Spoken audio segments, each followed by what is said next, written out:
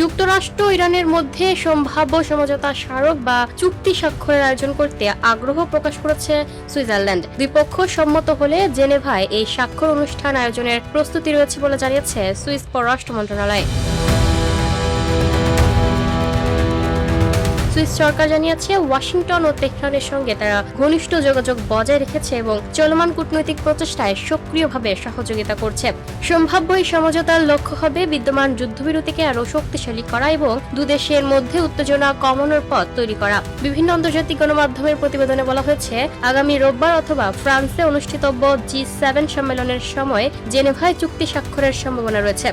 তবে এখন এই বিষয়ে চূড়ান্ত সিদ্ধান্ত হয়নি বলে জানিয়েছেন ইরানের পররাষ্ট্র মন্ত্রণালয়ের মুখপাত্র ইসমাইল বাঘাই। কূটনৈতিক সূত্রগুলোর মতে এই সমঝোতা কোনো চূড়ান্ত শান্তি চুক্তি নয়, বরং যুদ্ধবিরতির স্থিতিশীল রাখা এবং ভবিষ্যতের রাজনৈতিক ও নিরাপত্তা বিষয়ক আলোচনার ভিত্তি তৈরির একটি কাঠামো হতে পারে। ফলে আন্তর্জাতিক মহলের নজর এখন জেনেভার দিকে, যেখানে আগামী কয়েকদিনের মধ্যেই যুক্তরাষ্ট্র ও ইরানের সম্পর্কের ক্ষেত্রে গুরুত্বপূর্ণ অগ্রগতি দেখা যেতে পারে। Lucky Akter, up to date news, Dhaka.